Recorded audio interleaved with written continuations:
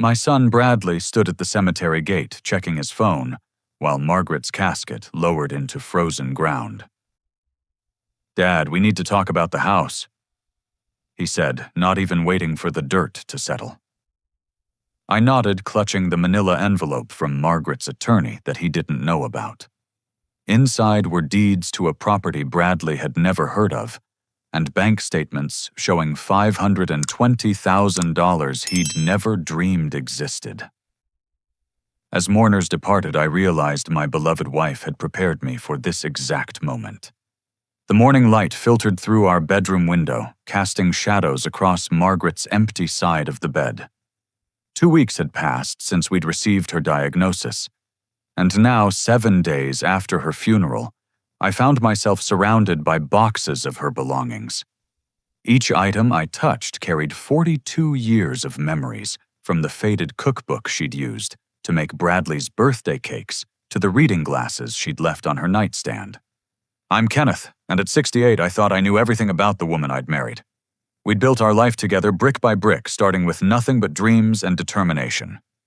My career as a financial advisor had provided stability, while Margaret's work as a school principal had given us purpose beyond ourselves.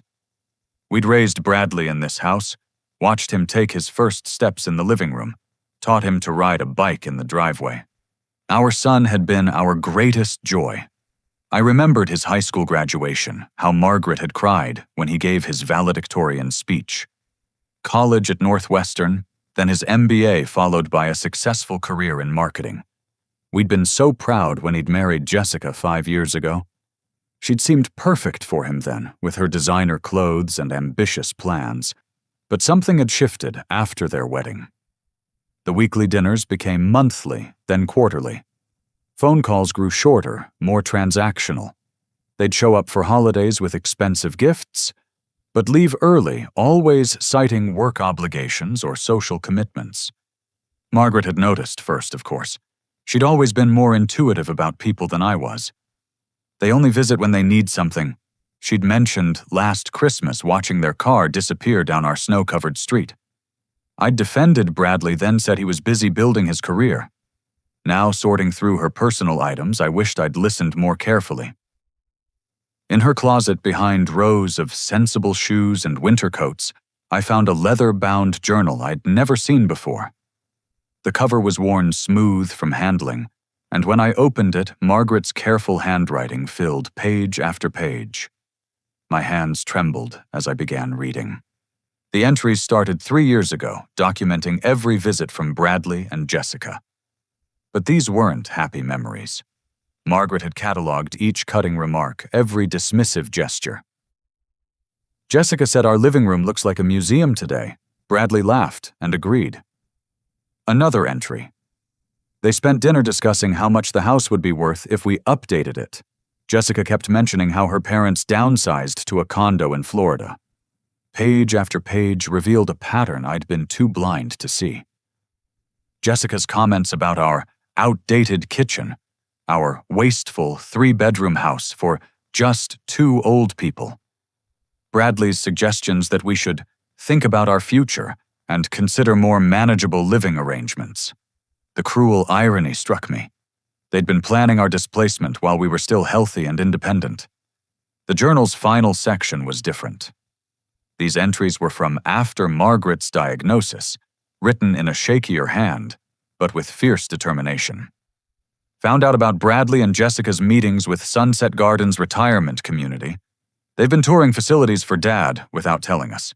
The director called to follow up on our inquiry. We never made one. Her last entry, dated just a week before she'd entered hospice care, made my blood run cold. Kenneth doesn't know what's coming. I need to protect him. They see us as obstacles to their inheritance, not as parents who loved them. I've made arrangements. If something happens to me, Kenneth will be ready, even if he doesn't know it yet.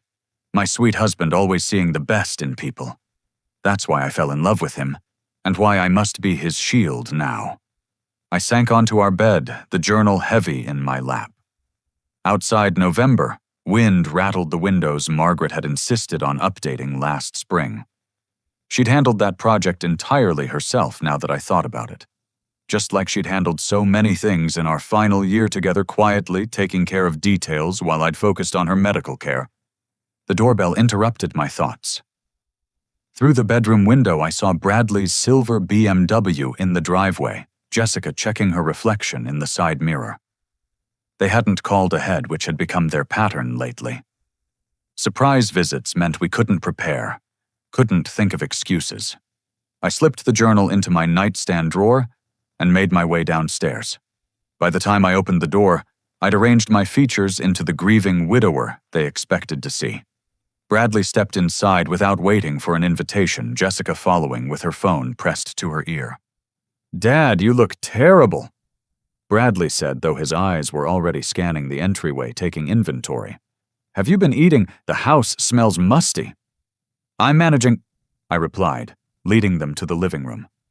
Jessica ended her call and perched on the edge of Margaret's favorite armchair, her designer heels digging into the carpet. "We're worried about you," she said, though her expression suggested calculation rather than concern. "This big house all alone. It must be so difficult."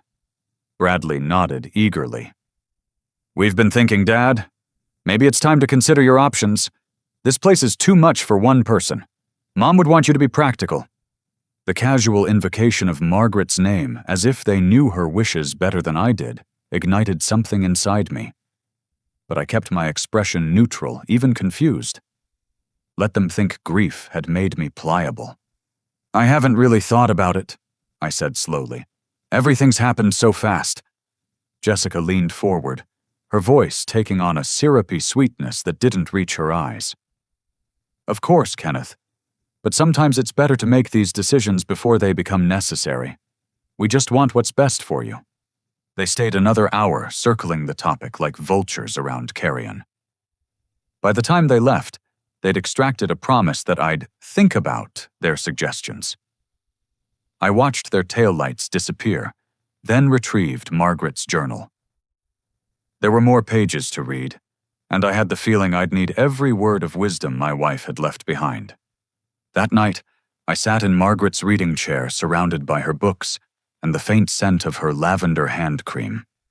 The house felt different now, not empty but expectant, as if Margaret's presence lingered in the walls themselves. I opened the journal again, finding a section I'd missed earlier. "I've been moving money quietly," she'd written. "Small amounts that Kenneth won't notice, nothing that would trigger questions. Building our insurance policy. The second house is ready. I pray he never needs it. But if our son has truly become the stranger, I see now Kenneth will have somewhere safe to go. The second house." I had no idea what she meant, but I trusted Margaret's judgment in death as I had in life. Whatever storm was coming, my brilliant wife had already charted our course through it. I just had to be smart enough to follow her navigation. The day of Margaret's funeral arrived wrapped in November gray, the kind of cold that settles deep in your bones. I'd chosen Riverside Memorial Gardens because Margaret had loved their spring tulip displays, though now the grounds lay dormant under a thin layer of frost. Cars filled the parking lot by 9:45 for the 10 o'clock service, but Bradley's BMW was conspicuously absent. Inside the funeral home, Margaret's friends from the school district gathered in quiet clusters. Her former colleagues shared stories about her dedication to students, how she'd personally tutored struggling kids, after hours paid for supplies from her own pocket. These people knew the real Margaret, the woman who'd shaped thousands of young lives over her career. "She never gave up on anyone," Eleanor, the current principal, told me, dabbing at red-rimmed eyes. "Even the toughest kids knew Mrs. Patterson believed in them." My brother Robert arrived with his family, immediately pulling me into a bear hug that nearly broke my composure. "How you holding up, Ken?" he asked, studying my face with the concern only a sibling can show. Taking it one moment at a time, I said, grateful for his steady presence. The service was scheduled to begin when Bradley and Jessica finally arrived 15 minutes late. They slipped into the family section, Bradley typing on his phone, while Jessica adjusted her black designer dress. The dress, I noticed, was cut more for a cocktail party than a funeral. Several mourners turned to look, their expressions shifting from sympathy to subtle disapproval. Reverend Williams delivered a beautiful eulogy, capturing Margaret's spirit of quiet strength and endless compassion. During the scripture reading, I caught Bradley showing something on his phone to Jessica. She nodded, whispering something that made him smile. At his mother's funeral, my hands clenched around the funeral program. When it came time for family remarks, Bradley stood and delivered a speech that sounded rehearsed and hollow. My mother was a wonderful woman who taught me the value of hard work and planning for the future. He said his words feeling more like a business presentation than a tribute. He finished in under 2 minutes and sat down checking his phone again. The reception followed in the church hall tables, laden with casseroles and sympathy from Margaret's community. I moved through the crowd, accepting condolences, sharing memories, finding comfort in the stories people told about my wife's impact on their lives. But I kept one eye on Bradley and Jessica, who'd stationed themselves near the coffee station. "Kenneth, I need to speak with you." Robert appeared at my elbow, his expression serious. He guided me to a quieter corner away from the crowd. "I don't like what I'm seeing from Bradley. Dorothy noticed it too. They've been working the room but not offering condolences. They're asking questions." "What kind of questions?" "About Margaret's life insurance, whether she had any accounts separate from yours." Bradley cornered Cousin Martha, asking if Margaret had inherited anything from Aunt Rose years ago. Robert's jaw tightened. "At his mother's funeral reception, Ken. It's not right." Before I could respond, a flash of movement caught my eye. Jessica stood near the memorial table, and as she shifted her purse, several papers fell out. She quickly bent to retrieve them, but not before I glimpsed what looked like real estate listings. My neighborhood, my street. "Dad!" Bradley's voice boomed across the hall. He waved me over to where he stood with Tom Morrison, our insurance agent for the past 20 years. "Tom was just telling me about Mom's policy. Says you haven't filed the claim yet." Tom looked uncomfortable, clearly aware this wasn't the time or place for such discussions. "I just mentioned to Bradley that when you're ready, Kenneth, we can handle the paperwork. There's no rush." "Of course there's no rush," I said quietly, noting how Bradley's face tightened at my response. The afternoon wore on with more of the same. Bradley and Jessica worked the room systematically, gathering information under the guise of concern.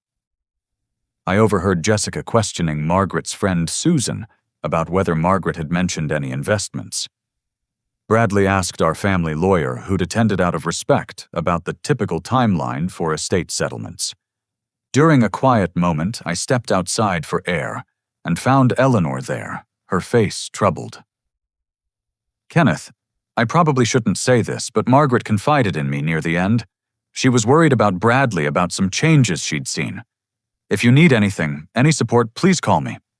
Back inside, the reception was winding down. I helped clear tables, needing the physical activity to channel my growing anger.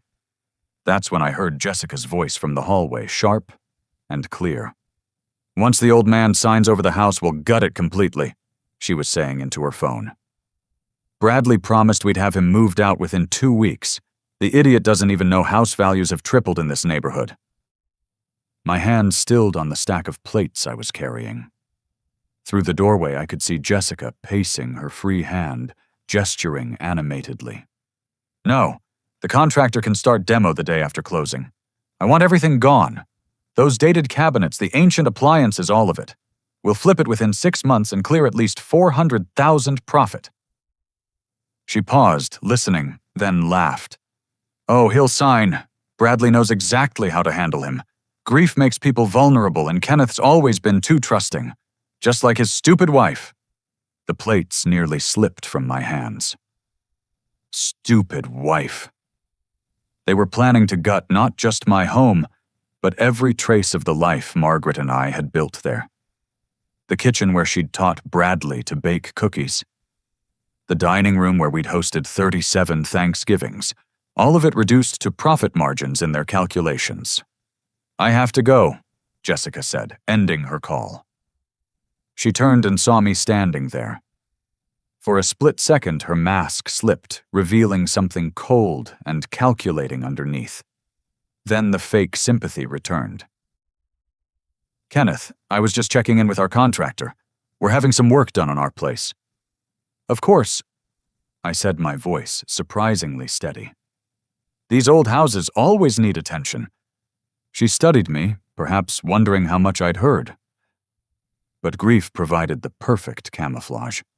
Let her think I was too lost in sorrow to understand their machinations. The drive home felt endless.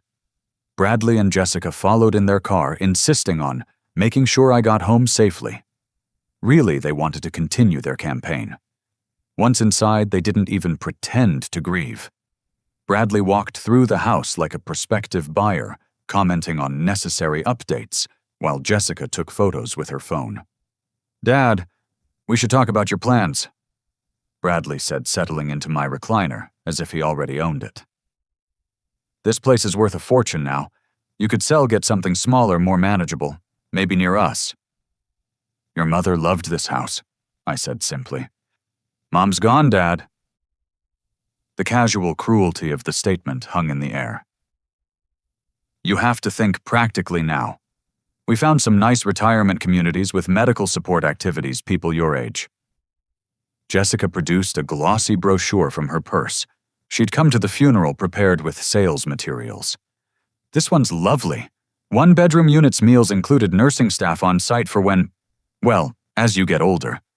I looked at the brochure, at the sterile rooms and forced smiles, and thought of Margaret's journal.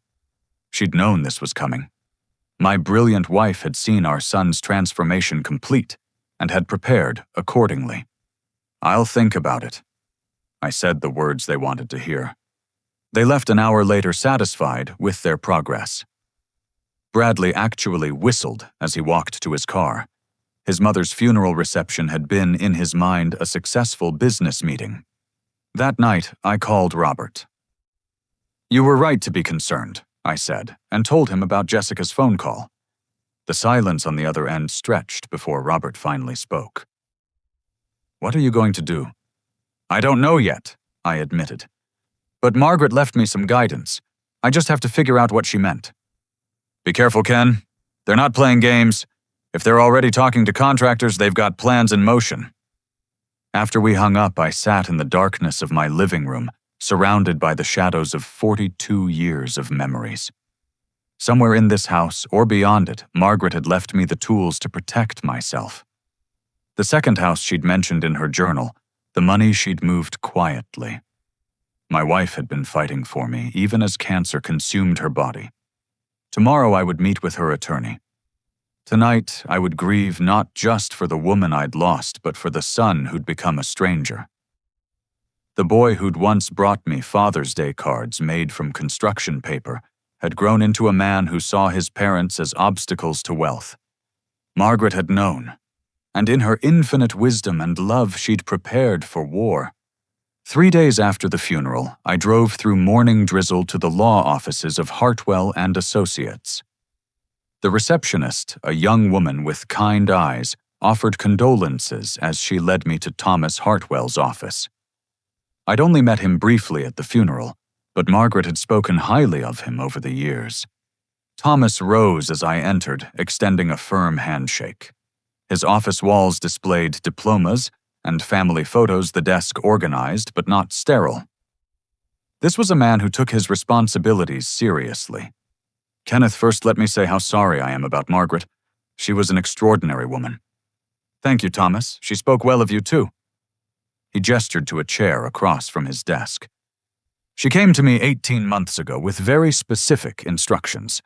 Said I was to contact you privately after her funeral, make sure we met without Bradley present. She planned that far ahead. Your wife was remarkably thorough. Thomas opened a thick folder.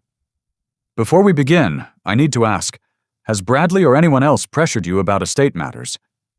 I thought of Jessica's phone call, Bradley's retirement community brochures. You could say that. Thomas nodded grimly. Margaret anticipated this. She wanted you protected. He pulled out a deed and slid it across the desk. Are you aware your wife inherited property from her Aunt Rose 15 years ago? I stared at the document, the address unfamiliar. She mentioned her aunt left her some jewelry, maybe a small savings bond, nothing about property. Rose left her a fully paid house at 724 Maple Avenue in Riverside Heights. Margaret never told anyone, not even you. She said she wanted it as a surprise for your retirement, but as her illness progressed, her plans changed. Riverside Heights. I knew the area, an established neighborhood where properties rarely came on the market. Tree-lined streets, well-maintained homes, the kind of place where neighbors still knew each other's names. She's been renting it out through a property management company, Thomas continued. The tenants moved out 2 months ago, and Margaret instructed them not to release it. The house is currently vacant, fully furnished, and waiting. My mind struggled to process this revelation.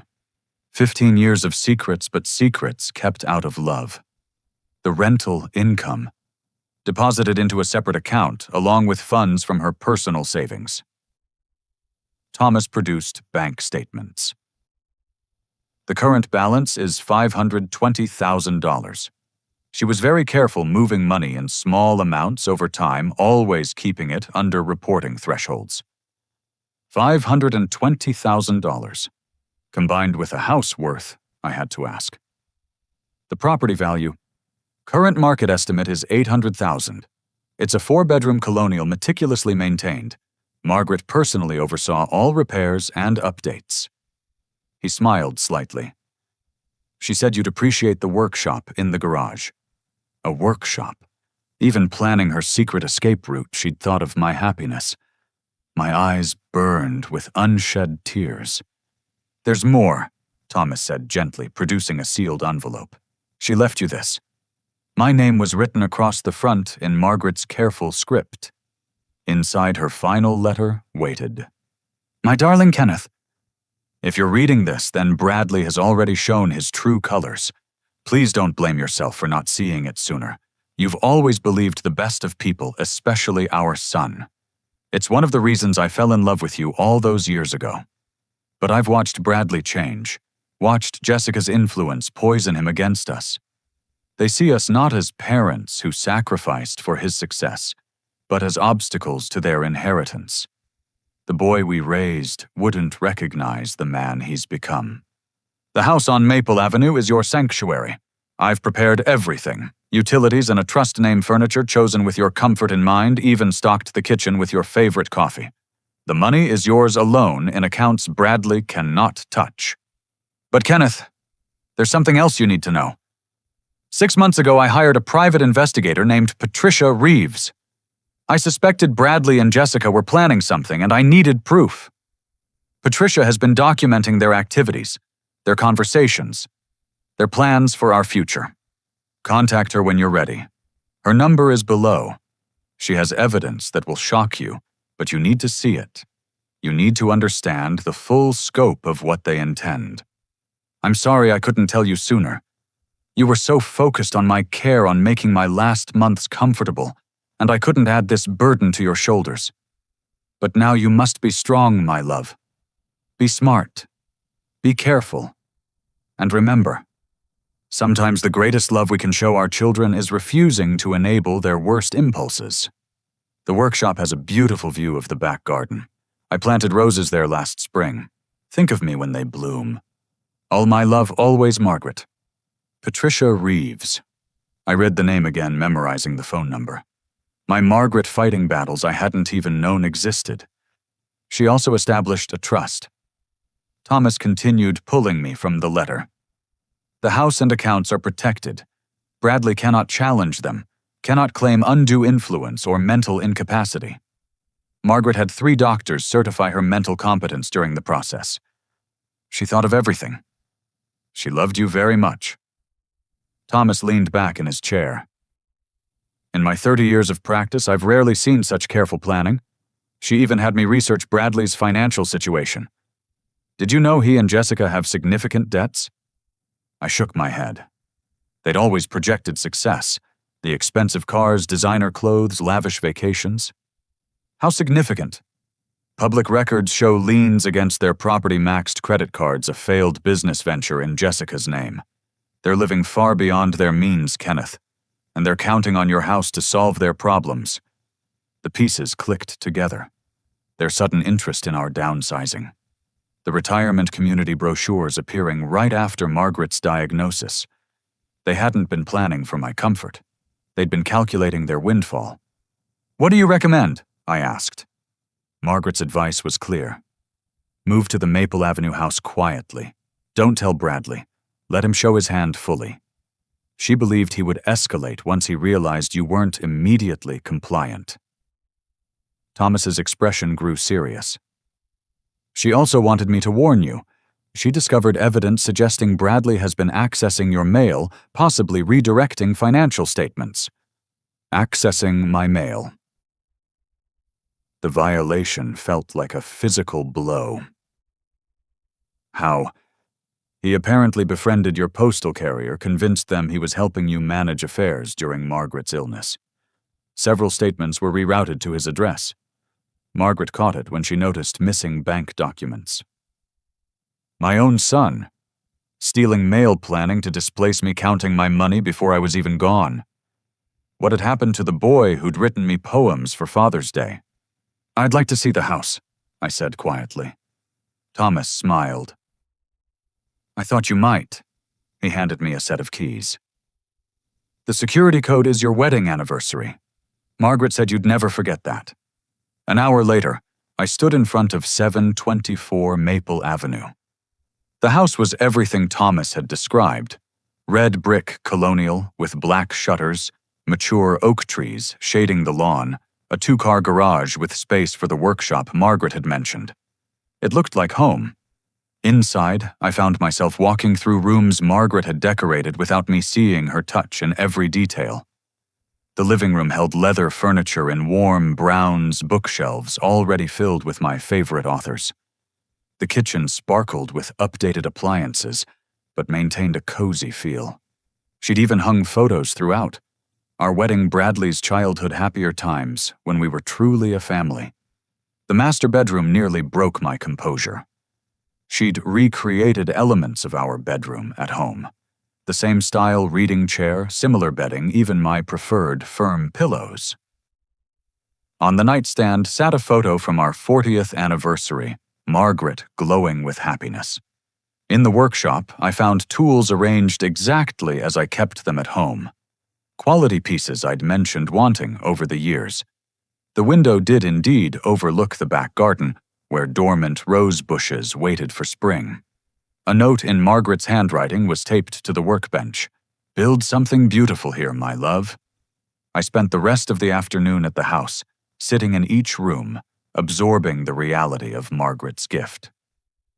This wasn't just a backup plan. It was a complete life ready and waiting. She'd known I'd need not just shelter, but a real home, a place that felt like us without the taint of Bradley's greed. As evening approached, I locked up and headed back to our original house. Bradley's car was in the driveway, and through the window I could see him and Jessica inside. They'd let themselves in.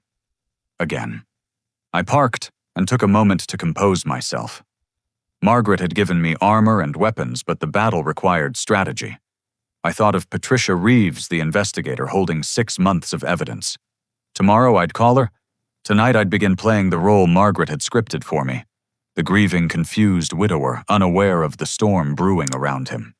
Inside, I found Bradley going through mail at the dining room table, while Jessica photographed the china cabinet contents. "Dad!" Bradley looked up with false cheer. "We got worried when you weren't home. Where were you?" "Doctor's appointment," I lied smoothly. "Blood pressure's been high since—" Of course. Bradley's sympathy was as thin as tissue paper. "We brought dinner. Chinese from that place Mom liked." They'd brought food from Margaret's favorite restaurant as cover for their invasion. The casual cruelty of it sparked anger I had to swallow. Instead, I sat at my own table like a guest, watching my son sort through papers that weren't his to touch. "Just organizing things for you, Dad." he said, noticing my gaze. "You've got so much to deal with."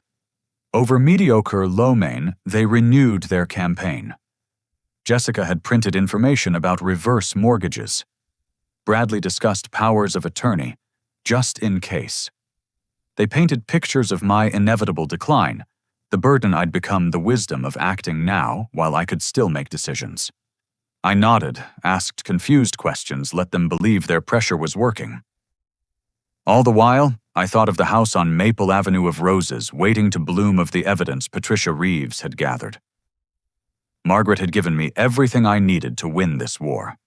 They left at 9, satisfied with their progress.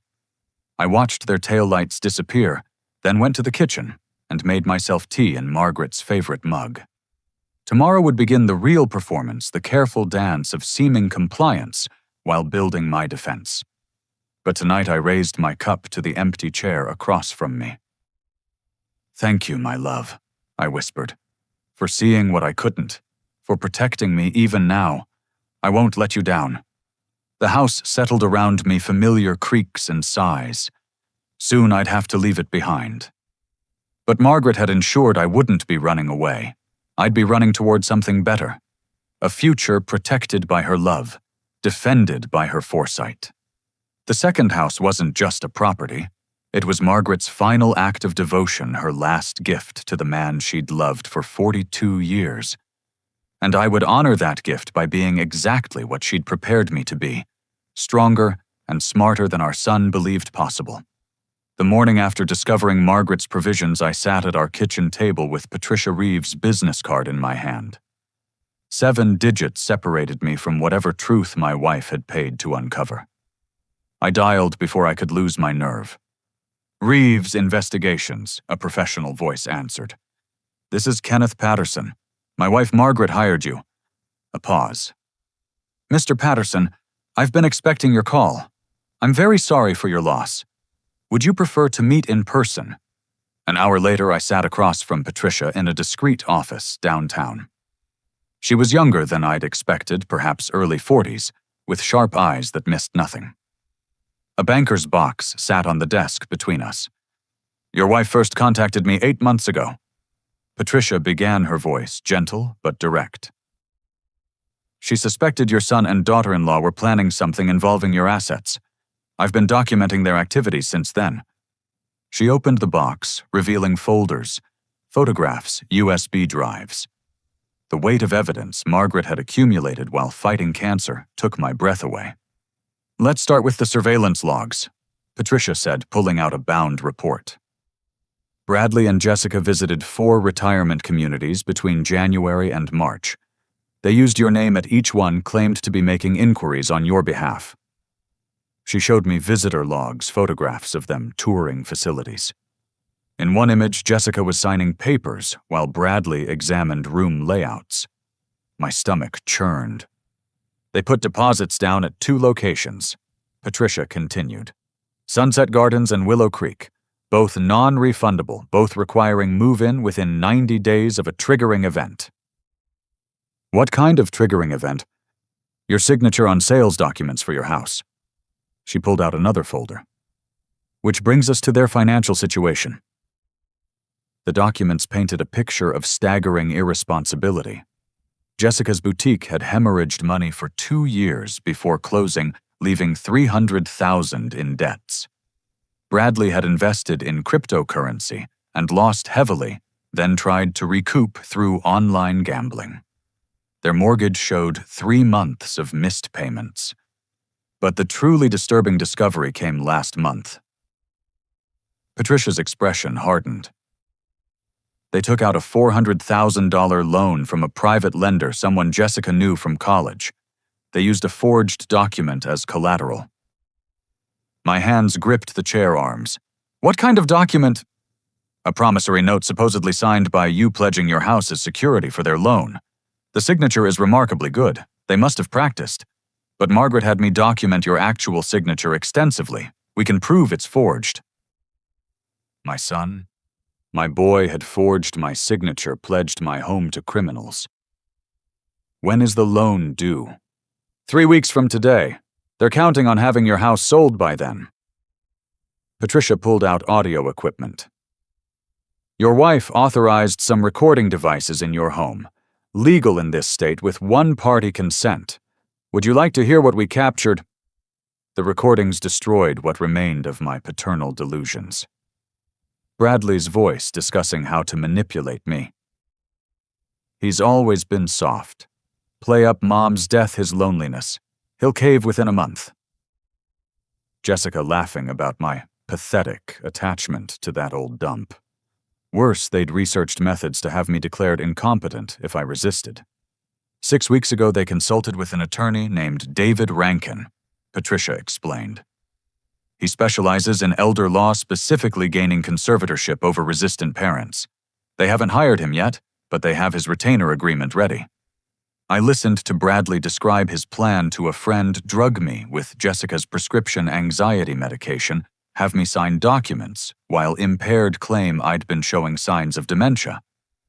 The friend had laughed, congratulated him on his cleverness. There's more, Patricia said quietly. The mail theft. She showed photographs of Bradley at my mailbox, charming my postal carrier, redirecting statements to his address. Bank documents, investment reports, even medical bills. All rerouted so he could monitor my finances. He's been tracking your accounts for months, Patricia explained. He knows about your retirement savings, your investment portfolio. He's calculated everything down to the penny. But he doesn't know about Margaret's provisions. She was very careful to keep those secret. The evidence went on. Text messages between Bradley and Jessica discussing their plans, emails to contractors about gutting my house, a spreadsheet calculating their profits after selling. They'd even researched how to contest Margaret's will if necessary, though they'd found nothing to challenge.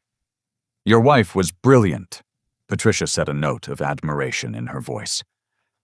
She stayed 2 steps ahead of them. Every move they planned, she'd already countered.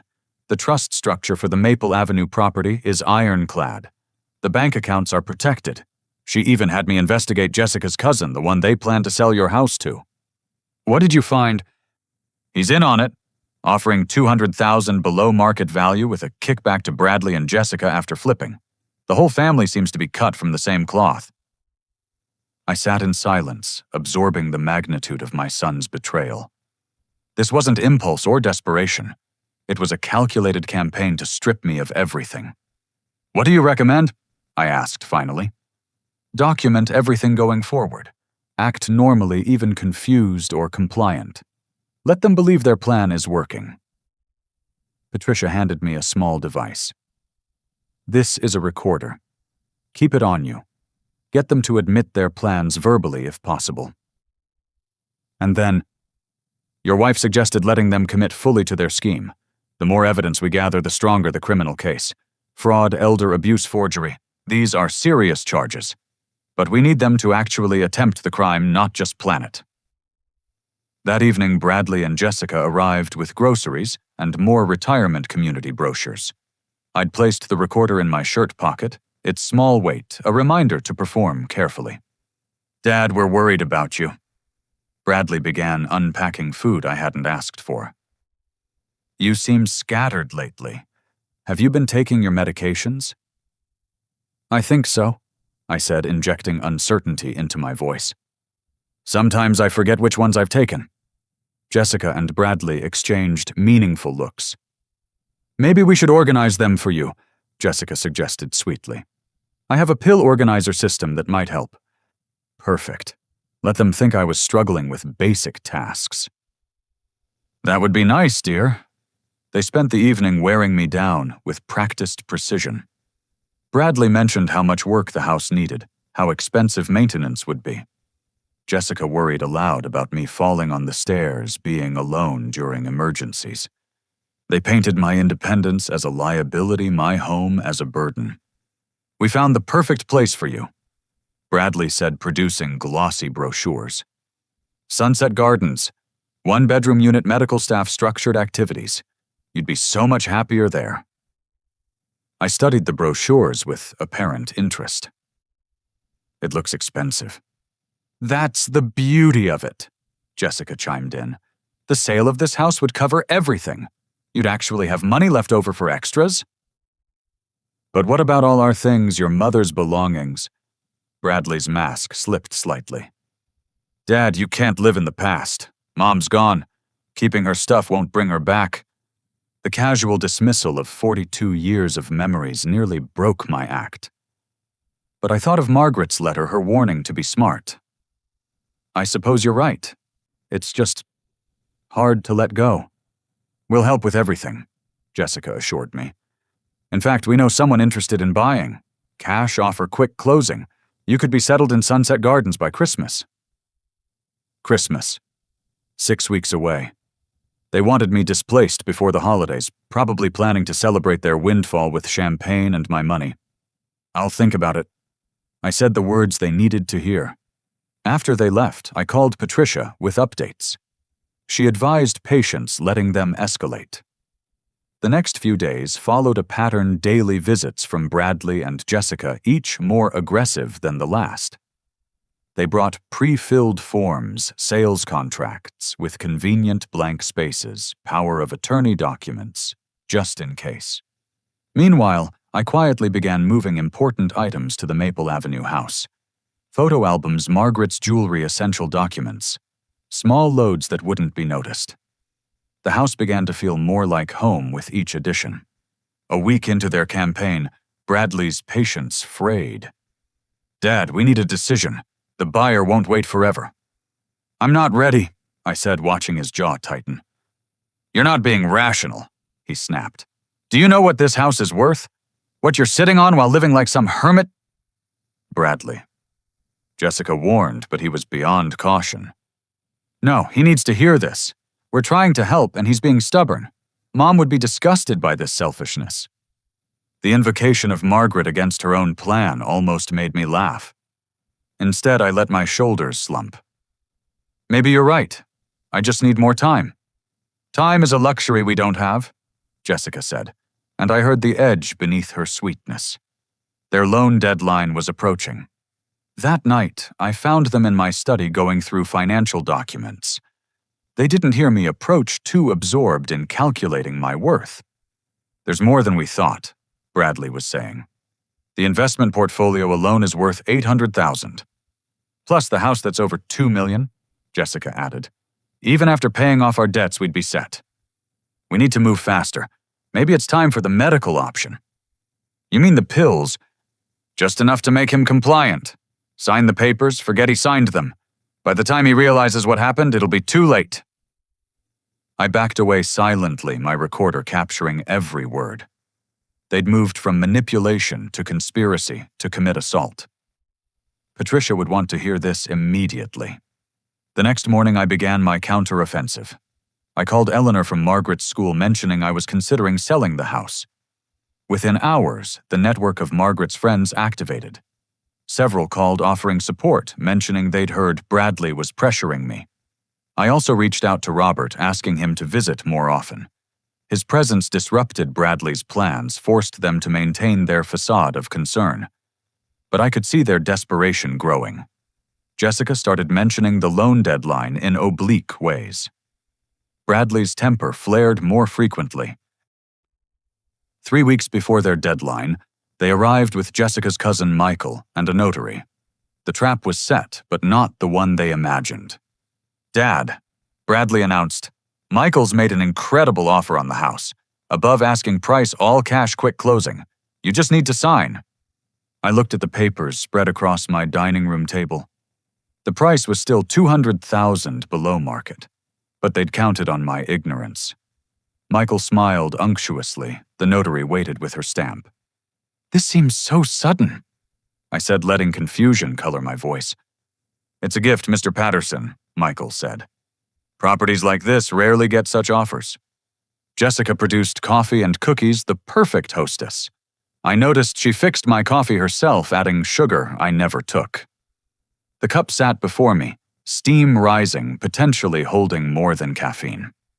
I should have my lawyer look at this, I said, not touching the drink.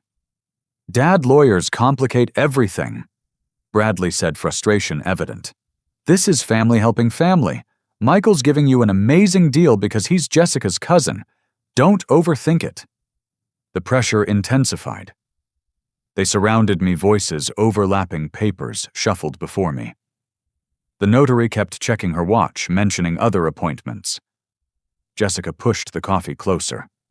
"I need to use the bathroom," I announced, standing carefully. "After you sign," Bradley said, actually grabbing my arm. "This won't take long." The mask had slipped completely. This wasn't a son concerned for his father. This was a predator cornering prey. But I was no longer prey. Margaret had made sure of that. "Let go of me," I said quietly, and something in my voice made him release my arm. I walked to the bathroom, locked the door, and called Patricia. "They're here with documents and drugged coffee. What do I do?" "Stall," she advised. "I'm sending someone. Don't sign anything, don't drink anything. Help is coming." When I returned, they'd rearranged themselves, trying to appear less threatening. Jessica held out fresh coffee. "I made you a new cup. The other was getting cold." "Thank you," I said, accepting it, but not drinking. "You know I've been thinking about your mother a lot lately." "Dad, please," Bradley started, but I continued. "She always said family was about more than blood. It's about loyalty, trust, protecting each other." I looked directly at my son. She'd be heartbroken to see what's happening here. "Nothing's happening except you being difficult," Jessica snapped, her patience exhausted. The doorbell rang. Robert stood outside with Thomas Hartwell and 2 police officers. The cavalry had arrived, but the performance wasn't over yet. "Kenneth, you called about harassment?" Thomas asked formally. "I'm not sure," I said, maintaining my confused elderly act. "My son says I need to sign these papers, but I don't understand them." The police officers surveyed the scene. 4 people pressuring an elderly widower, suspicious documents, untouched coffee. One officer had Bradley step aside, while the other examined the papers.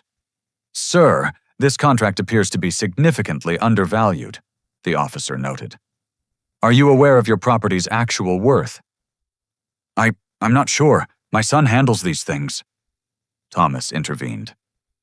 "As Mr. Patterson's attorney, I'll need to review any documents before he signs. And I'd like that coffee tested given Mrs. Patterson's concerns about potential elder abuse." The word "tested" drained color from Jessica's face. The implications crashed over them, their plan unraveling, criminal charges looming, everything they'd schemed for evaporating. "This is ridiculous," Bradley blustered. "I'm trying to help my father. Tell them Dad." I looked at my son, seeing the stranger he'd become. In that moment, I dropped the act slightly. "Help, is that what you call forging my signature on a $400,000 loan document?" The room went silent. Bradley's mouth opened-closed, no words emerging. Jessica reached for her purse, perhaps planning to flee, but the officer stopped her. "I think we need to continue this conversation at the station," the officer said. As they were escorted out, Bradley turned to me, his face twisted with rage. "You knew you've been playing us!" "Your mother knew," I said simply. "She protected me from you even after death. That's what real love looks like, son. Something you've forgotten." They left in separate police cars, Bradley and Jessica for questioning Michael and the notary as witnesses. The house felt cleaner with them gone, as if Margaret's spirit had reclaimed her space. Thomas sat with me as I finally allowed myself to feel the weight of betrayal. "You did well, Kenneth. Margaret would be proud. I just want this over," I admitted. "It will be soon. With the evidence Patricia gathered and their attempt today, criminal charges are certain. They'll be too busy defending themselves to bother you anymore." That night I slept in the Maple Avenue house for the first time. The bed was comfortable, the neighborhood quiet. In the darkness, I whispered to Margaret's photo, telling her about the day's victories. Somewhere I believed she heard me. The trap had been sprung, but not as Bradley and Jessica had planned. They'd walked into Margaret's carefully constructed web, their greed blinding them to the danger. My brilliant wife had orchestrated their downfall from beyond the grave, her love serving as both shield and sword. Tomorrow would bring lawyers' statements, the machinery of justice grinding forward. But tonight, I was safe in the home. Margaret had prepared, protected by her foresight, surrounded by her love.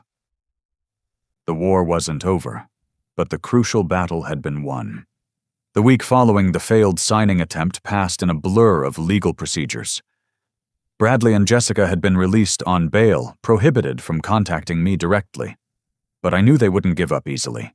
Their desperation had moved beyond greed into survival mode. I spent my days between the two houses, methodically moving belongings while maintaining the appearance of residence at the original property. Each morning I'd arrive early, collect male water plants, create the illusion of normalcy. Then I'd load my car with boxes carefully packed the night before. Margaret's china, my tools photo albums spanning decades. Patricia Reeves called with updates. "They're scrambling," she reported. "The private lender isn't happy about the missed payment. Bradley's been trying to liquidate everything.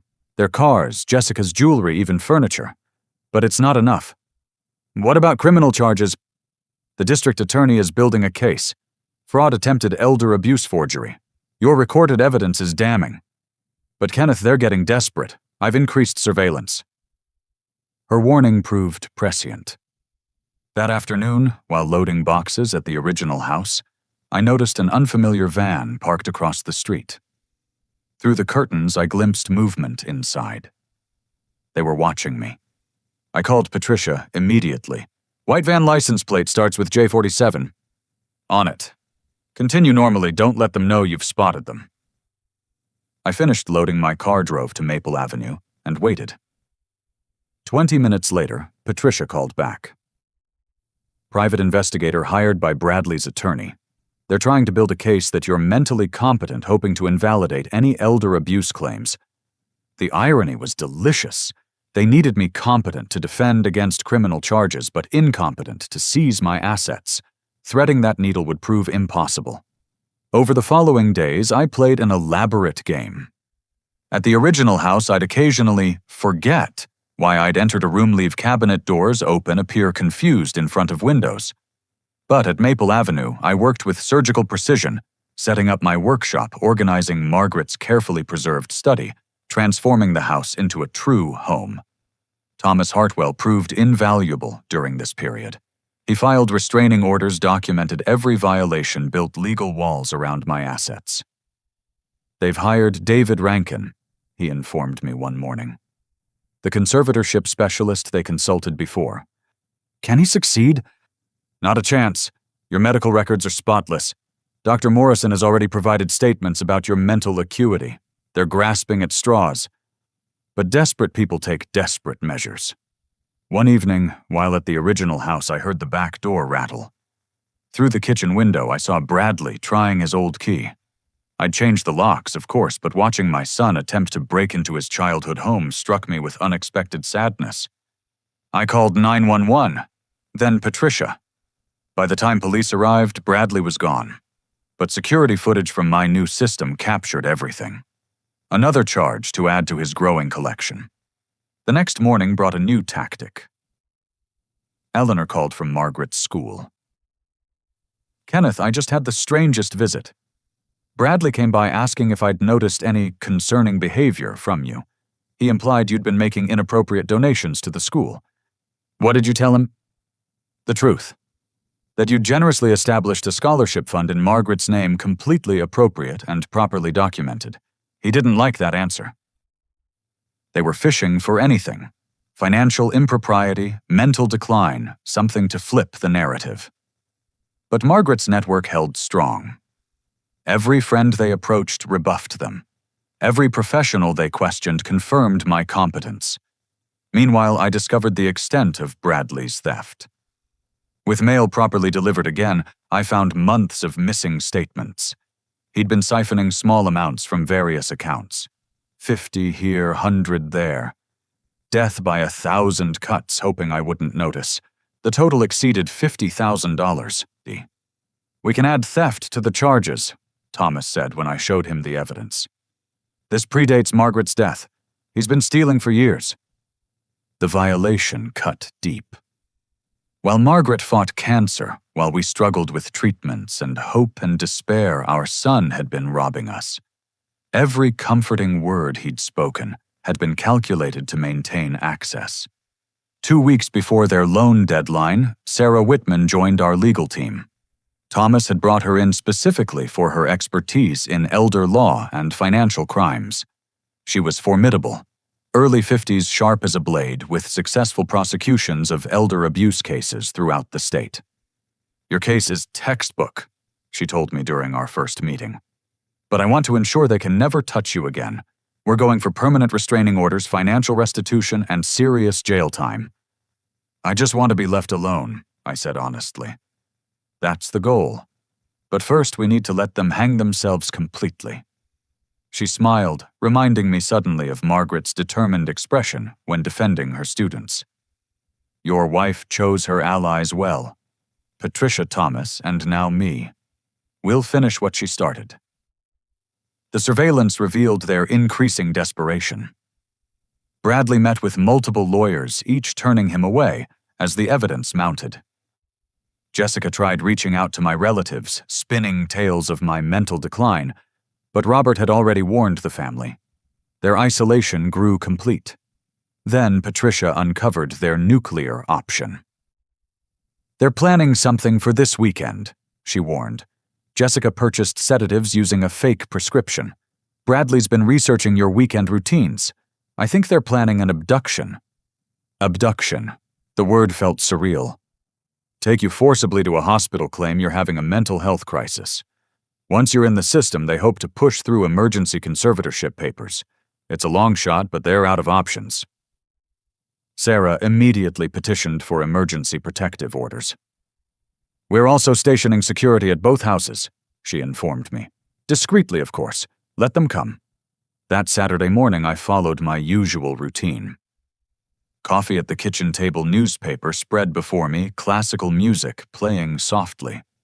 The original house felt like a stage set, now every prop carefully placed for the audience I knew was coming. At 9:30, I heard car doors slam. Through the window, Bradley and Jessica approached with 2 large men I didn't recognize. They weren't bothering with subtlety anymore. I pressed the panic button Patricia had installed, then sat back with my coffee. Let them come. Bradley tried his key, first cursing when it didn't work, then pounding on the door. "Dad, open up, we know you're in there." I shuffled to the door, making sure to appear frail. "Bradley, what's wrong?" "You need to come with us, Dad. You're not well. We're taking you somewhere safe." "I feel fine," I said through the closed door. "Please leave." "Open the door!" Jessica shrieked. "We're trying to help you." The 2 men stepped forward, clearly prepared to force entry. That's when the police cars arrived, followed by Sarah Whitman and a court officer. "Step away from the property," the lead officer commanded. "Now." Bradley spun around, his face contorting. "This is a family matter. My father needs medical attention." "Your father called us," the officer replied. "And there's a restraining order in effect. You're under arrest for violation of that order." What followed was chaos. Jessica tried to run, but was quickly detained. The 2 men, hired muscle it turned out, immediately cooperated, explaining Bradley had paid them to help transport his confused father to a facility. As they were handcuffed, Bradley's carefully constructed mask finally shattered completely. "You senile fool," he screamed at me. "Do you know what you've done? We'll lose everything. The house, our future, everything. You lost everything the day you decided I was an ATM instead of a father." I replied quietly. Jessica was sobbing now, mascara streaming. "Please, Kenneth, the loan sharks will kill us. We need that money." Sarah stepped forward. "Mr. Patterson has no obligation to pay for your criminal activities. You should have thought of consequences before committing fraud." They were driven away in separate vehicles, their hired help in a third. The street returned to Saturday morning quiet neighbors pretending they hadn't been watching from windows. Inside, Sarah reviewed the morning's events with satisfaction. Attempted kidnapping, conspiracy, violation of restraining orders. With their prior charges, they're looking at significant prison time. What about their debts? Despite everything, some paternal concern lingered. Not your problem. They created this situation through greed and criminality. Let them face the consequences. That evening, I sat in my workshop at Maple Avenue crafting a jewelry box from reclaimed wood. The grain was beautiful, speaking of age and endurance. Margaret would have loved it. Patricia called with final updates. Bradley and Jessica have been denied bail this time. Too much risk of flight or further crimes. The loan shark situation is being handled by authorities. Turns out that operation has its own legal problems. So it's over. The criminal proceedings will take months, but yes, they can't hurt you anymore. Margaret's plan worked perfectly. I thought of my wife's foresight, her determination to protect me even while facing death. She'd known our son better than I had seen the corruption Jessica had nurtured, prepared for battles I couldn't imagine fighting. The workshop phone rang. Robert's voice was warm with relief. "Heard about this morning. You okay?" "Better than I've been in months," I admitted. "Want to come see the new place? I'll cook steaks." "Sounds perfect. Dorothy's been dying to see Margaret's secret house." After hanging up, I returned to the jewelry box, sanding smooth the rough edges. Outside, Margaret's roses waited for spring, their potential dormant but undeniable. Like the new life she'd crafted for me, they needed only time and tending to bloom. The original house would sell eventually, but not to fund Bradley's schemes. The proceeds would expand Margaret's scholarship fund, help other students pursue dreams. As for Bradley and Jessica, they'd chosen their path. Prison would provide time to reflect on choices, though I doubted they'd learn the right lessons. My phone buzzed with a text from Eleanor. The first Margaret Patterson Scholarship recipient was selected today. A young woman studying education planning to teach in underserved communities. She reminds me of Margaret at that age. I smiled, vision blurring slightly. My brilliant wife's legacy would be measured not in the money she'd preserved, but in the lives she'd continue touching. The house she'd prepared sheltered more than my body. It protected her vision of service and love. Tomorrow I'd visit the cemetery, tell Margaret about the morning's drama. But tonight I'd finish this jewelry box, each stroke of sandpaper, a meditation on marriage loss, and the strange ways love protects us, even from those who should love us most. The day of reckoning arrived 3 weeks later, coinciding perfectly with Bradley's loan deadline. Sarah Whitman had orchestrated everything with precision. "They'll make one final attempt," she'd predicted. "Desperation makes people reckless. We'll be ready." I'd spent the morning at Maple Avenue tending Margaret's roses. The first buds had appeared, defying winter's grip. After lunch, I returned to the original house for what I knew would be the final act. The stage was set. Sarah waited in my study with Detective Morrison and a court stenographer. Patricia Reeves had positioned herself in the kitchen with recording equipment. Robert sat in the living room providing family witness. At 2:00 sharp, a car pulled into the driveway. Not Bradley's impounded BMW, but a rental. They'd made bail 2 days earlier, their attorney somehow convincing a judge they posed no flight risk. Sarah had expected this, even welcomed it. Through the window, I watched them exit the car. Bradley looked haggard, his usual polish replaced by desperation. Jessica's designer clothes had given way to simple jeans and a coat. But the most interesting addition was their companion, a well-dressed woman carrying a medical bag. "They brought a psychiatrist," Patricia murmured through my earpiece. "Dr. Helen Foster. She's legitimate, but known for favorable evaluations when well paid." The doorbell rang. I waited a full minute before answering, wanting them anxious. When I opened the door, Bradley's attempt at a smile looked more like a grimace. "Dad, thank you for seeing us. This is Dr. Foster. She's here to help." "Help with what?" I asked, maintaining a mild confusion. "May we come in? It's important." I stepped aside, leading them to the living room where Robert waited. My brother's presence clearly disturbed their plan, but they pressed forward. "Uncle Robert," Bradley acknowledged stiffly. "Bradley?" Robert's tone could have frosted windows. Didn't expect to see you here given the restraining order. That was a misunderstanding, Jessica said quickly. We're here with medical support. Kenneth called us, said he was confused. The lie was so blatant that Robert actually laughed. Is that so, Kenny, did you call them? I don't recall, I said, carefully playing into their narrative while knowing every word was being recorded. Dr. Foster stepped forward, professional mask firmly in place. Mr. Patterson, I'm a psychiatrist specializing in geriatric care. Your family is concerned about your recent behavior. They've described memory lapses, confusion, giving away money inappropriately. Have they? I settled into my chair. What kind of behavior specifically? She consulted her notes, or pretended to.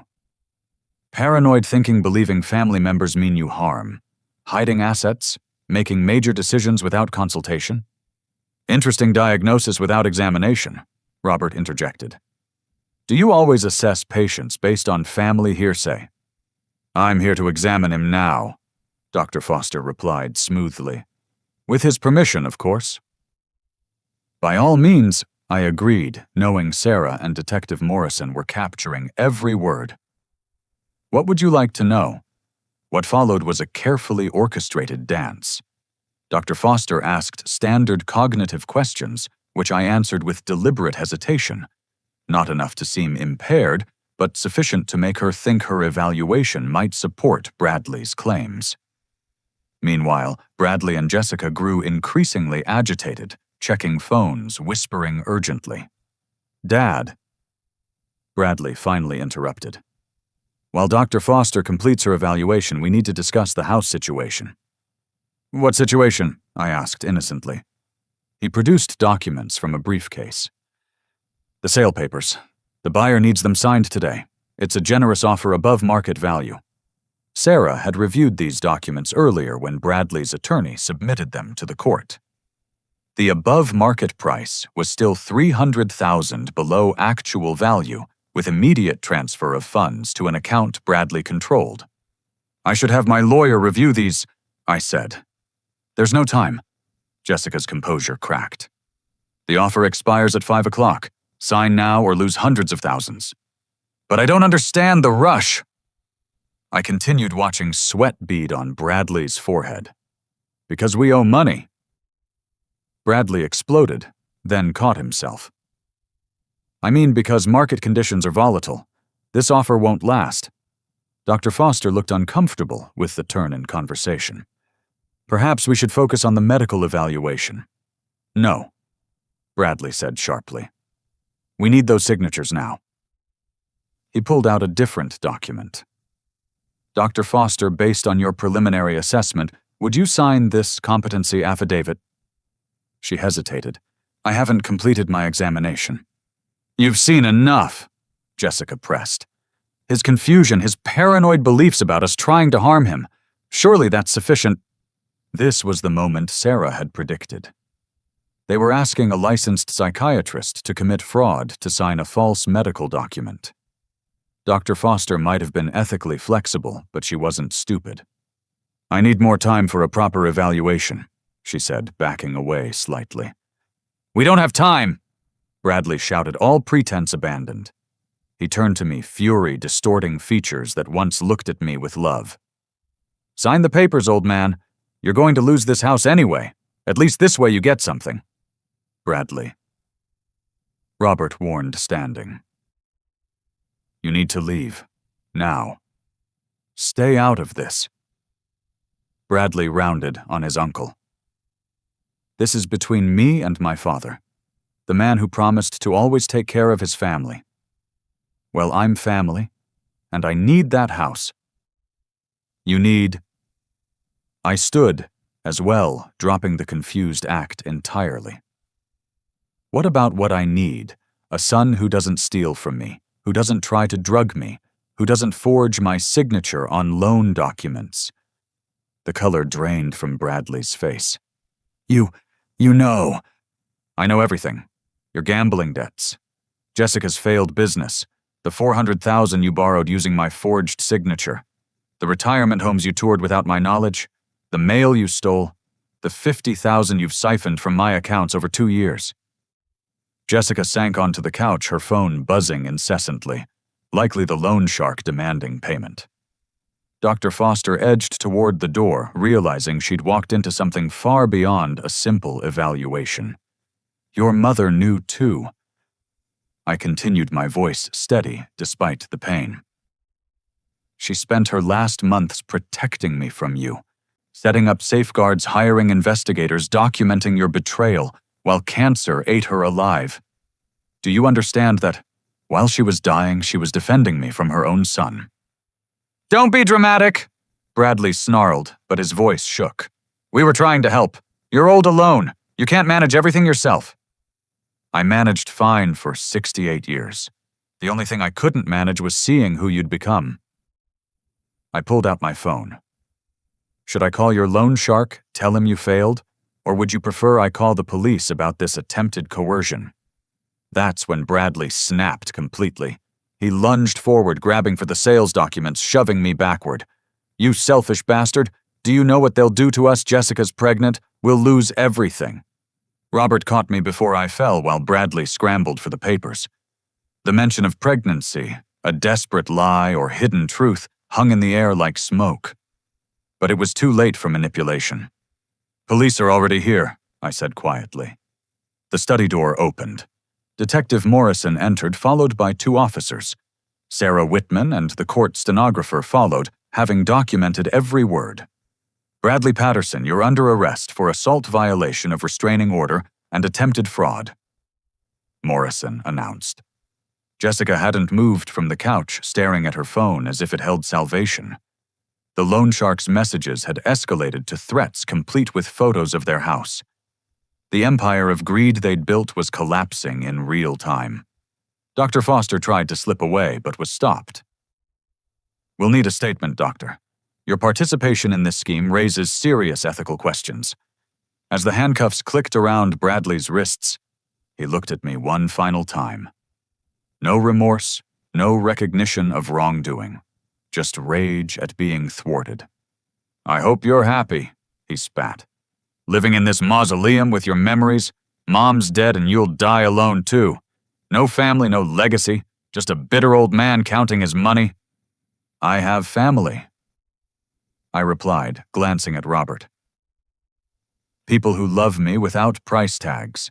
As for legacy, your mother's scholarship fund will help deserving students for generations. That's worth more than any inheritance you dreamed of stealing. They were led away, Bradley and Jessica to face expanded charges, Dr. Foster for questioning about her role. The house fell quiet, except for the grandfather clock Margaret had inherited from her parents, marking time as it had for decades. You okay? Robert asked, his hand still steadying my shoulder. Better than I've been since Margaret's diagnosis, I admitted. It's over. Sarah emerged from the study, satisfaction evident. That was textbook attempted coercion. With the assault and previous charges, Bradley's looking at 5 to 10 years. Jessica might get less if she cooperates. What about their debts, the loan shark? Law enforcement is aware. They'll be protected in custody while that situation is resolved, though bankruptcy and ruined credit are certain. Patricia joined us, removing her recording equipment. Every word captured. Your wife would be proud, Kenneth. You played that perfectly. But I didn't feel victorious. Watching my son hauled away in handcuffs, hearing him speak of pregnancy, manipulation or not, I felt only profound sadness. The baby who'd wrapped tiny fingers around mine had grown into a man willing to destroy his father for money. That evening back at Maple Avenue, I found myself in Margaret's study. She'd left it exactly as she wanted. Books on education, photos of successful former students, plans for the scholarship fund. On her desk, a final note I hadn't seen before. My dearest Kenneth, if you're reading this in my study, then you've weathered the storm. I know your heart is heavy. I know you question where we went wrong with Bradley. But some people choose darkness despite being raised in light. That's not our failure. It's his choice. Now choose light yourself. Live, love, laugh again. The roses will bloom and so should you. Forever yours, Margaret. I folded the note carefully, placed it in my wallet next to our wedding photo. Tomorrow I'd meet with Eleanor about expanding the scholarship fund. Next week, Robert and Dorothy would help me host a housewarming. Life would continue different, but not diminished. Outside, Margaret's roses climbed toward stars she'd never see again. But her love lived on, in protected assets, in stopped schemes, in scholarships for dreamers, in the husband she'd shielded even in death. Bradley was wrong. I wouldn't die alone. I was surrounded by Margaret's love woven into every board of this house, every word of warning, every carefully laid plan. The confrontation was over. The healing could finally begin. 6 months later, I stood in my workshop at Maple Avenue, spring sunlight, streaming through windows that overlooked Margaret's rose garden in full bloom. The jewelry box I'd started during the worst of the conflict sat completed on my workbench, its wood gleaming with hand-rubbed finish. Today, I would deliver it to Eleanor for the first Margaret Patterson Scholarship recipient. The original house had sold 2 months ago to a young family who reminded me of Margaret and myself 40 years prior. Eager, hopeful, ready to fill rooms with laughter. The proceeds, all $1.2 million, went directly to the scholarship endowment. Margaret's dream would fund education for deserving students in perpetuity. Uncle Ken. David Roberts' son appeared in the workshop doorway. The guests are starting to arrive. Today marked the first Margaret Patterson Foundation garden party, an idea born from Dorothy's suggestion that I stop hiding in solitude. Margaret loved bringing people together, she'd said. Honor that. The garden transformed for the occasion. Tables covered in white cloth dotted the lawn flowers from Margaret's carefully tended beds, serving as centerpieces. Neighbors I'd barely known at the old house mingled with Margaret's former colleagues, new friendships blooming like the roses themselves. Patricia Reeves arrived early now, a dear friend, rather than hired investigator. You look good, Kenneth. Happy? I'm getting there, I admitted. The months hadn't erased pain, but they'd softened its edges. Any word on the case? Bradley had been sentenced to 7 years for the combined charges: fraud, elder abuse, attempted kidnapping, assault.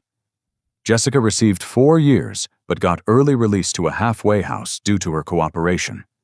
Their son, she had been pregnant after all, was being raised by her sister. I'd established a trust for the child's education separate from his parents' reach. Whatever Bradley's sins, his son deserved a chance. Bradley hasn't responded to any letters I told Patricia. Maybe someday he'll want to talk. Until then? I shrugged. Some wounds needed more than time. The party filled with warmth and laughter. Eleanor brought Maria Santos, our first scholarship recipient. A brilliant young woman who'd grown up in foster care but maintained a perfect GPA while working 2 jobs. She clutched the jewelry box I'd made, tears streaming as she thanked me. Mrs. Patterson visited our school when I was in 10th grade, Maria told me. She said education was the one thing no one could take away. I never forgot that. This scholarship means I can focus on studying instead of just surviving. Thomas Hartwell attended with his wife, sharing news that Bradley's loan shark operation had been dismantled by federal authorities. Sarah Whitman brought her partner, regaling guests with stories of other elder abuse cases Margaret's evidence had helped her win. The ripples of my wife's final protection extended far beyond our family. As afternoon faded to evening, I found myself by the rose garden with Robert and Dorothy. The bushes Margaret had planted bloomed magnificently. Reds, pinks, whites, and yellows, creating a tapestry of color and scent. She knew, didn't she? Dorothy mused. Knew you'd need this place, these people, this purpose. Margaret always saw 3 moves ahead, I confirmed. Even facing death, she was planning life. The final guests departed as stars appeared overhead. David helped clean up, chattering about his new job and girlfriend, filling the space with young energy. This house no longer felt like exile, but like home. Later, alone in my study, I opened my laptop to find an unexpected email. The return address made my heart skip JPAT4408. Jessica. Gom. Kenneth. I know I have no right to contact you. I'm writing from the halfway house trying to piece together who I became and why.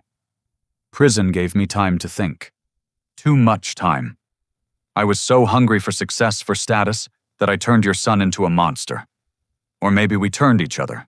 Either way, I'm sorry. I'm working minimum wage now, living in one room, seeing my son supervised visits twice a week. It's hard but honest. Bradley refuses to accept responsibility, still blames you from his cell. I filed for divorce. I wanted you to know that your grandson exists, that he's safe, and that someday when he's old enough, I'll tell him about the grandmother who would have loved him. I'll tell him his grandfather is a good man who we tried to destroy.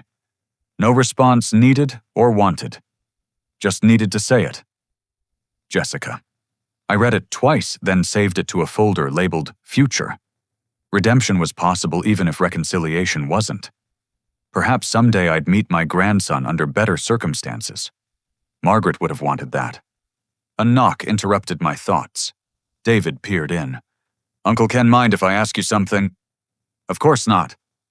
He entered, uncharacteristically nervous. I've been thinking about proposing to Stephanie. I know I'm young, but when you know, you know. How did you know Margaret was the one? I smiled, remembering a young woman who'd challenged me to a debate in college, who'd won both the argument and my heart. She made me want to be better than I was, not through criticism or demands, but through example. She showed me what love looked like in action, like taking care of you even after she was gone. Exactly like that. I pulled out my wallet, showing him the photo from our wedding day. Find someone who loves you enough to protect you, even from yourself. Someone who sees your blind spots and guards them. David studied the photo. She was beautiful, inside and out. I returned the wallet to my pocket. When you find that person, don't let pride or stupidity cost you everything. Bradley forgot that lesson. Don't repeat his mistakes. After David left, I walked through the house Margaret had prepared. Each room held evidence of her love. The chair she'd chosen for my comfort, the kitchen stocked with my preferences, the workshop where I could create beauty from raw wood. But more than objects, she'd left me community purpose and protection.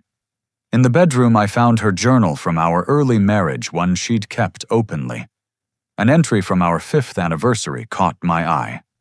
Kenneth asked what I wanted for the future. I said, to grow old together, surrounded by family who loves us for who we are, not what we have. He promised we'd build that life. I believe him. We'd built it, though differently than imagined. Bradley had chosen greed over love, but others had stepped forward. Robert and Dorothy, David, Eleanor, Patricia, family born of choice rather than blood. Margaret's scholarship recipients, young minds she'd never teach, but would inspire nonetheless. Tomorrow would bring new challenges, new opportunities to honor Margaret's memory. The foundation needed expanding. Maria Santos deserved mentoring through her education. My grandson, somewhere in the city with Jessica, might someday need the grandfather kept from him. But tonight, I stood in Margaret's rose garden, inhaling perfume she'd planted but never smelled in bloom. The full moon illuminated petals like nature's stained glass, each flower a testament to planning and patience. Thank you, my love, I whispered to the night. For seeing danger I missed. For loving me enough to prepare for the worst while hoping for the best. For giving me not just protection, but purpose. A breeze stirred the roses, carrying their scent into darkness. Somewhere perhaps Margaret heard my gratitude. She'd given me one final gift through her protection. The knowledge that love isn't measured in words or presence, but in actions that outlast life itself. Bradley would serve his time perhaps learning nothing. Jessica might rebuild her life on humbler foundations. Their son would grow up knowing his grandmother only through stories. But Margaret's true legacy lived on in scholarships, granted education, funded, and hearts protected by foresight and love. I closed my eyes, feeling peace settle over me like a familiar blanket. The war was won not through my strength, but through Margaret's wisdom. Now came the harder task, building a life worthy of her sacrifice. The roses would bloom. Each spring, students would graduate debt-free, and somewhere in the city a small boy would grow up with chances his parents nearly stole from themselves. Margaret had saved us all in different ways. Walking back to the house, I paused at the workshop door. Tomorrow I'd start another jewelry box for next year's scholarship recipient. Each one would carry part of Margaret's story, her belief that education and love could transform lives. Bradley was wrong about one thing. I wouldn't die alone. I was surrounded by love, just not his. The family we choose often proves stronger than the family we're born to. Margaret knew that prepared for that, provided for that. In the end, her greatest gift wasn't the house or money, but the lesson itself. True love protects. True love plans. True love persists beyond death, beyond betrayal, beyond the failures of those who should know better. The lights of Maple Avenue glowed warmly as I entered my home. Not a refuge anymore, but a beginning. Margaret's final chapter in our love story, written in wood and roses in legal documents and scholarship funds. I had work to do, life to live, love to share, just as she'd planned. Dear friends who followed Kenneth's journey, how many of us have faced betrayal from those we trusted most?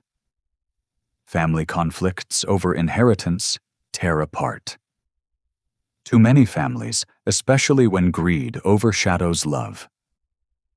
Have you witnessed similar situations where parents' hard-earned assets became battlegrounds for ungrateful children? Share your thoughts in the comments below. Your stories help others recognize the warning signs. If this story touched your heart or reminded you to protect yourself and your loved ones, please hit that like button and subscribe to hear more stories of triumph over family betrayal. Share this with someone who needs to hear that it's never too late to protect yourself from those who would exploit your trust. Thank you for joining me today. And remember, the greatest inheritance we leave isn't money, but the wisdom to know who truly loves us. Until next time, stay strong and trust wisely.